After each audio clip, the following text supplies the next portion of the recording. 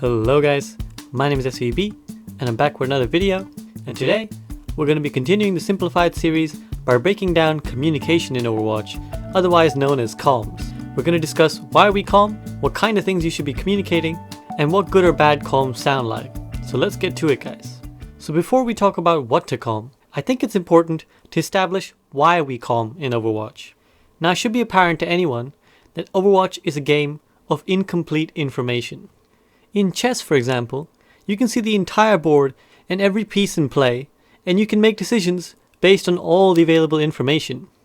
However, Overwatch has many different ways of hiding information from you. Firstly, you're playing in first-person perspective, meaning that anything out of your field of view is unknown to you. Secondly, you can only see where your allies are on the screen, while the actions of your opponents are completely hidden. There's numerous things you have no idea about, their cooldowns, what their ult charge is, where they're set up. So for these reasons, it's important to try and gather as much relevant information as you can to try and fill in these gaps in knowledge that make the game harder. Comms are pretty much the only thing that you can do to help with this, because your teammates can see things you don't, and provide you with information you wouldn't otherwise have, and vice versa.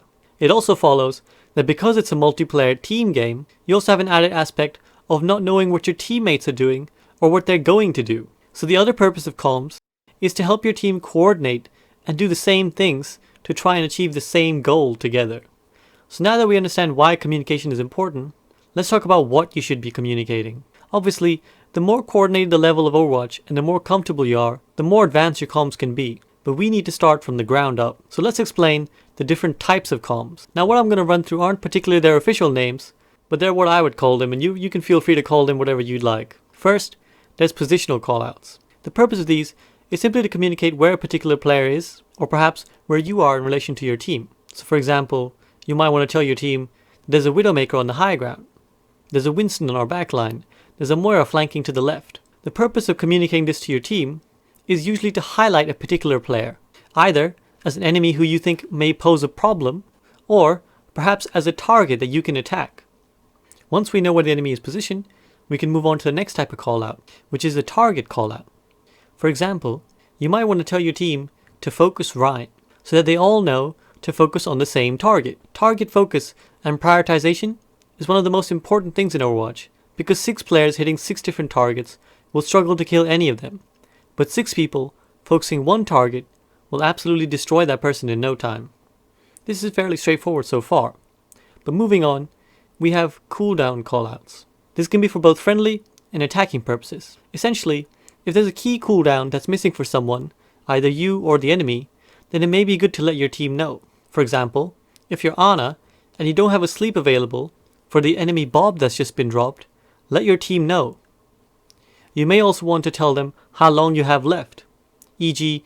2 seconds till sleep. This will let them know that you can take care of that threat in 2 seconds, because otherwise they might be relying on you to do something you simply can't.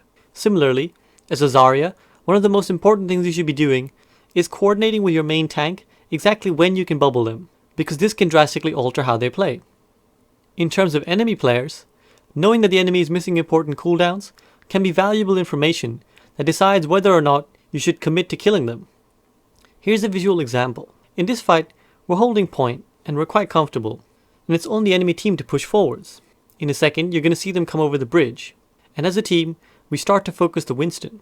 But as he backs up, the D.Va commits her boosters and defense matrix to push forwards, meaning that now she has no method of escape or self-defense. So instantly, your target priority should switch. We turn to attack her, and it's an easy kill. Backline, so we can go for D.Va here. Speeding is Winston. He's jumped off with the D.Va. Okay, the D.Va's no booster, D.Va no booster. D.Va. Nice. Turret. Next, we have status callouts.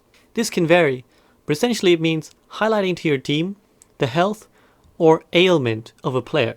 So when it comes to health, you may, for example, want to call that an enemy player is particularly low. There are 2 generally accepted levels of this. One, to communicate that the enemy player is half, and some might call it low, or you would say that the enemy player is 1 hit, or 1. You can use whatever term you want, as long as it accurately conveys the meaning. If you tell your team that the enemy Reinhardt is half, for example, you're letting them know that a particular target is vulnerable and will be easy to kill. This is important because it can help your team reassess their target priority. It's another layer to helping you make the right decision. Now, if you opt to tell your team that the enemy player is 1, this can be an incredibly powerful comm, but also dangerous if misused. The reason you tell your teammates that a particular target is 1, rather than half, is if they're genuinely at such low HP that any sort of damage would kill them. If your teammate knows this, they can hard commit to killing that person. For example, a Genji can commit his dash to this target, knowing that confirming the kill will reset his dash and allow him to get back out.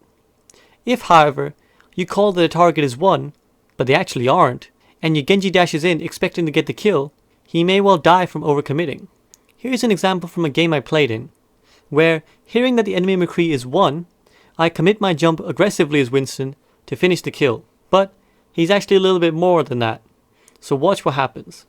Switch to Ryan. I have no sidelines on you guys. Okay, I'm back. It's okay, they can't even come up here. Mercy, Mercy, There half, is, Mercy, half. yeah, there is the Reinhardt going around on bridge, top gas station. Okay, whenever you're ready. McCree solo. He's 1. Go. He's 1. Go. I can't finish him. Now, as you can see, the call is only slightly wrong. But because that McCree is more than 1 HP, my decision to jump him so aggressively is now a poor one, and I die as a consequence. Wrong information will naturally lead to wrong decisions. So this is why calming correctly is really important. If the McCree had been 1, a couple zaps from my cannon would have been enough. I could have turned around and joined the rest of my team. But because he has enough HP and I jump in without my bubble ready, I make a stupid decision and I die. Now, another form of status callouts involves certain effects characters can inflict in Overwatch. For example, if your Ana lands an anti-nade on an enemy, conveying this information is important, as that target will now be very easy to kill with no healing available to them. The same applies to things like sleep darts, May freezes, and Sombra hacks. These all let your team know that a particular target is ripe for the taking, and is more vulnerable than they would ordinarily be. Another thing you'll want to communicate is ultimate information, also known as ult tracking. Ultimates are really powerful tools in Overwatch, and can swing entire games, so it's important to know what you're potentially going to come up against. Essentially, ult tracking is communicating to your team what percentage enemy ultimates are likely to be at. You used to need to do this with your own ultimates, but now you can just press tab and see exactly what your team are holding on to. With ult tracking, the easiest thing to do is to know that if you have a set of ultimates, it's likely the enemy team does too, unless one team has been doing a lot more work than the other. So for example, if your Genji has 90% ult charge, it's likely that the enemy Genji or enemy Reaper could have their ult too. So it's on you to remind your team, hey, they probably have a Dragon Blade, we should watch out for that. Then, once the enemy team used one round of ults, it's on you to start remembering who used what. So for example, after a fight, you may want to recount to your team, okay guys, what did they use? They used trance, they used shatter, they used grab, so they must have blank left, i.e. whatever they didn't use. The next type of comms we have are callouts of intent. This is where you let your team know what you're going to do in advance, particularly if you're about to make a play, or if you think the enemy team is about to make a particular move. So for example, if you're playing Reinhardt and you want to put your shield down because it's about to break, it's important to convey this information to your teammates, because they will be expecting it to provide them with protection, and if it suddenly goes away, they may get sniped or burst down. That little bit of warning will give them enough time to get out of the way and get to cover. Callouts of intent are even more important anytime you plan on doing anything that might be considered making a play, i.e. anytime you do anything that could be risky or see you go out of position. For example, if you plan on wall riding in behind a bunker as Lucio, with the intent of booping them off the high ground, it's important to tell your team.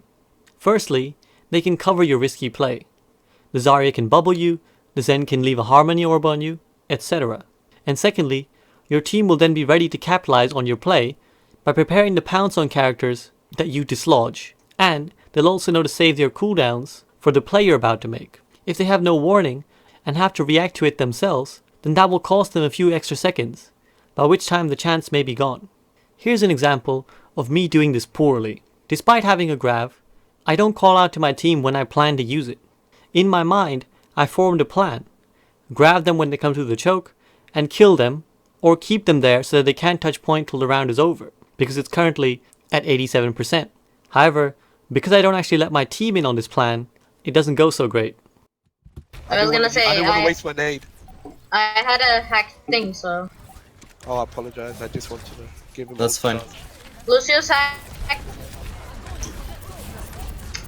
Fuck Zenith. So if I rewind this back, you'll see that my team actually take a few seconds to react to the graph going up. Now obviously they're zoned a little bit by the Mei wall, but they could already be a lot closer to me. Instead, I'm the furthest forward, and I have no charge Zarya, so there's no one to follow up on this graph, even though it catches a lot of players, and the enemy Lucio is hacked and can't use beat. So as you might be able to tell by now, these comms start to build on top of each other, eventually culminating in more complex actions and complex communications. All the way at the top end of that scale, you eventually reach game plans, the final boss of comms. Essentially, this is a coordinated plan of action that you decide before a fight begins. This can start in spawn or take place in the moments in between fights. What you've got to do is essentially draw a mental picture of how you see the next fight going and how you plan to respond to what the enemy team throws your way. For example, you may say, let's jump them on the high ground. We'll use Dragon Blade because we've been tracking and we know that they don't have trance, and that should be enough to wipe them. However, if they use grab on us, we'll use our transcendence to counter it. Now this plan is based mostly around ults, but your plans don't have to be. They can be based around positioning, for example. To show you what I mean, I'm going to show you another clip of a game I played with my mods. At this point, we're just in spawn, and we're loading in for Lijiang Tower Gardens. But just because we're not actually in the game yet, doesn't mean we can't decide on a plan. So that's exactly what we start to do. Good, I think. Oh yeah, Yeah. Speed boost. bookmark. And yeah, the environmentals. Okay, let's go aggressive, try and get the bridge if we can. If they don't have speed boost, we'll get there first. So just try and claim that territory. Copy that. Teleport over and out. Okay, let's see. Watch for the Pharah as well in case they have it. No, it doesn't look like it. No. I'm going straight for the bridge. Yeah, they don't have. They're not here. Soldiers. Soldier low. Soldier low. Get the Winston low. Get the turret behind us. On the right side? Sleep behind. Oh yeah. On sleep. Push. Oh, nice. Good job, guys. So as you saw, we plan and spawn what we're going to do. Push forwards using our speed boost and try to take positioning aggressively.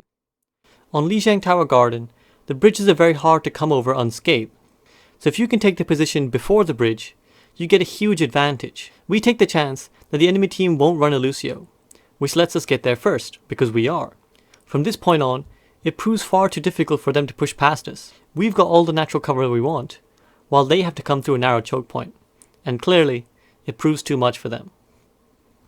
Much like target calling, game plans ensure that your team is all pulling in the same direction. If you don't plan before a fight, everyone is simply reacting to what they see, and that's incredibly dangerous. 6 people reacting to a complex series of actions are probably going to come to a different set of conclusions on how to respond. This is why solo queue is such a mess, but also why one of the most frequent things you'll see in solo queue is people over-ulting.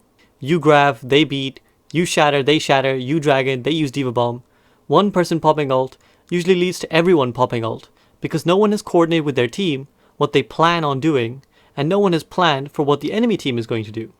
Now obviously, this is something that's much easier to do when you have a coordinated team, and can be quite difficult to do in solo queue. However, believe me guys, I've also climbed ladder, so I know that if you can get your teammates to listen, game plans will make a huge difference in your win rate. Finally, there's another secret type of calling out, and that's callouts from beyond the grave. Just because you're dead doesn't mean you can't contribute to your team. You can actually still be a very active part of calling out, because the spectator cam allows you to see what your allies are doing and give them key bits of information. One of the most helpful things you can do is give your team an indicator of what the situation of the fight is, at least in terms of numbers. So for example, look at the kill feed, or press tab and let them know, okay guys, you're 4v5. This will let the 4 alive players know that they're at a player disadvantage, and this allows them to make a better informed decision. Again guys, that's what all this communication is about, making sure that your entire team is as informed as possible. In the heat of a battle, your team might not realize that the fight is going badly, and they might commit an ultimate to a lost cause. On the flip side, if you let your other 5 teammates that are alive know that the enemy team only has 2 players left, they might hold on to an ult they would have otherwise thrown out because they thought the situation was risky. Another thing you can do is just act as a reminder for your team. One of the things I like to do is that if I'm dead and I notice my team isn't calming, I'll just remind them, who's your target guys? Here's one such example, where there's a lull for a few seconds in the comms of my team. So I remind them, who's the target guys? Who are we focusing? And you'll see they instantly start comming again. Oh shit. I'm boxed out, I can't get Try in. and stall out one by one, try and stall one by one. Sure. Who's the targets, guys? Call your targets. Maze one. Ball, if you can. Ball. He's on the right side. Yeah, ball. Now, I've told you a lot of different forms of communication, and I know there will be a lot of you watching thinking, oh my god, how am I supposed to do all of that at once? And the answer is, you don't. Not immediately anyways. As shown in some of the examples, it's very easy to forget to do these things when you actually get into the action. Even for me, who's out here lecturing all of you on how to do it. Only pros and semi-pros can manage doing all of these consistently and clearly, so you don't need to worry about doing them all. I'm telling you all of these so that you understand what forms of communication there are, but if you're someone who barely comms or doesn't comm at all, then don't feel like you have to jump into your next game and do all of this at once, because I guarantee you'll forget how to just move forward while you're thinking about all of that. Also, there's a real danger of over-comming if you don't understand how to do it properly. Let me show you an example. Here's a game in solo queue where I got put in a team with some, let's say, overexcited guys. And I'll let you listen to the first minute or so of the game, where honestly, I wanted to chop my ears off. Warning, it gets loud. Oi, Guys, mate! focus on the game, please. Focus on the game. I'm gonna... Mate, come on, bro. I'm gonna brew a nice pot of tea, Come on, alright? fam.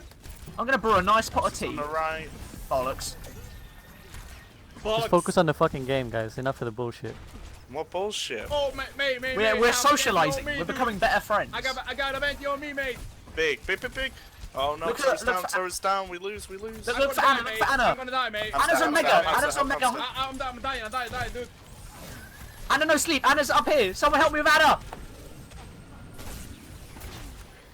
I got Anna! I got a Zen on me, someone! I'm coming. Where's the Zen, mate? Up high ground, innit, Ting? Oh, high ground. Dude, your calls are making it more difficult to play the game. Let's kill the monkey. Hamster's one. We got any heals? Oh, nice. I'm Very gonna die, good, man. very good. I need heals. Lucio, come to me. Ash is low. Lucia, can you heal me too? I'm also going to die. I'm burning, I'm actually... Oh my god, oh. What happened? I don't get it, but I'm happy. Ah, Ash is coming for me! Oh my gosh. I need healing. I need to go Reaper, dudes. I'm going Reaper. We need another DPS, look at there. We need a proper healer, that's what we need. We need an Anna. What? We need to just shut up and actually play the game, because your callouts are actually making it harder to play the game. As you heard me tell the players, their random screaming and unhelpful callouts actually made the game harder to play. Because not only were there too many people talking and drawing attention, but there was also just lots of useless information being thrown around, and people talking about things not relevant to the game in an attempt to be funny. One of the worst things you can do is just say things for the sake of saying them, because you actually make it really difficult for your teammates to decide which comms to listen to and which comms to ignore. This also leads me to my final point about communication, which is that it's incredibly important to listen. In fact, as a skill, it's a lot harder to teach people to listen than it is to get them to comm well. I run pugs every week, and every week in just about every other game, when I feedback with my players, the biggest problem that we find is not that no one is comming, it's that very few people are actually listening to what each other is saying. So to anyone watching this who's worried about the fact that they don't comm enough, it's okay. You don't have to be the person who's in comms constantly. It's just as important if you're someone who actually listens to the comms, processes that information, and then acts on it to help your teammates. Because seriously, what's the point of sharing all this information if no one actually acts on it? Just as a final tool to help you guys, here's a priority list of which comms to work on for anyone who's still a bit worried.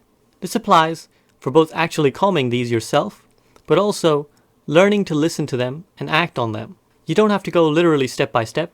This is just a rough guide, but you can try to incorporate a couple simultaneously and make sure that you're at least comfortable with those before you move on to the next one or two. In my opinion, the number one thing you should be focusing on is coordinating attacking the same target, because this is what most of your comming is done to identify. Most of the information you're collecting and giving is to have a clearer picture of who to attack and why.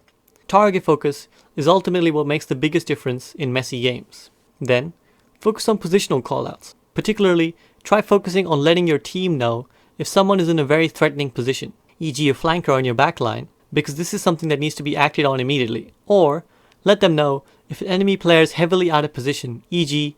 a Zenyatta on his own, because they will make for a very easy target to attack. Next, you can start working in status calls, because again, these will play a big part in deciding who you should be focusing. Targets who are low or affected by a negative effect are important to focus down, because they provide a window of opportunity. If you miss that window and they get healed up, not only are you going to have to work harder to find your next kill, but you've also wasted all the work and potential resources that one of your teammates has put in to make that opportunity. After you've got the hang of that, try to start letting your team know what you're going to do. This is particularly important if you're playing a role like tank, because tanks will define how teams move together, and if your team isn't with you, you'll die. Or, if you're someone who likes to make a lot of big plays, giving your team warning will make it a lot more likely that they'll be able to help you pull off those plays. Then, you want to start working in ultimates. Because like I said before, ultimates are incredibly powerful in Overwatch, and they often define who wins a game. Making sure that you know before every fight what the enemy team is going to throw at you will make it a lot easier for you guys to prepare and to respond to what comes your way. It'll also prevent you from doing things like layering your support ultimates or over-ulting, and it naturally follows that if ultimates are really important in the game, it's also really important that you don't waste them. Once you start to master all of these, you can really start to up your comm game and work in cooldown callouts. These are small details, but in high quality games, they make a big difference. The pros, for example, will often base their entire team fight engagements based off of forcing out a cooldown from a Zarya in the GOATS meta. Once she uses her friendly bubble, it's often a go signal for an Overwatch League level team. For you, it'll probably just be a case of waiting for an enemy player to commit their cooldowns and then pouncing on them. Maybe when they've extended themselves too deep in your backline, or when they're left with nothing to help themselves escape a potential tricky situation. Once you get a hang of this, it will give you a big edge. Finally, if you want to play Overwatch in any serious capacity or in a full stack of 6, then it's really important that you learn to make game plans in between fights. Because when both teams are organized and comming, you're not going to find people out of position very easily, and you're not going to find people wasting their abilities for nothing. That's when having a plan will set you apart, because you will all be doing exactly the same thing, while the enemy team is merely reacting in different ways. So that's all I got for today, guys. I hope you found this video helpful, because I know communication is something that people are often confused by. There tends to not be a lot of great information on how to communicate properly, and I think that's one of the reasons why ladder is often so uncoordinated. We can see a lot of pro games, and anyone can go on Twitch and watch Overwatch League, but we never get to hear what they're doing within the lobby, and that's really half the battle. What I spelled out is obviously not some sort of pro level insight, but it's what you'll need in your ladder games and in any organized games you partake in to start making a difference in the outcome of your matches. As always, I want to give a big shout out to my patrons, and I'm so thankful that the list keeps growing. If you'd like to support me, please follow the link and sign up, and if you liked the video, please like, share and subscribe, and feel free to comment on any suggestions for what you think my future video should be about. Otherwise, I'll be back next week with another video. See you guys soon.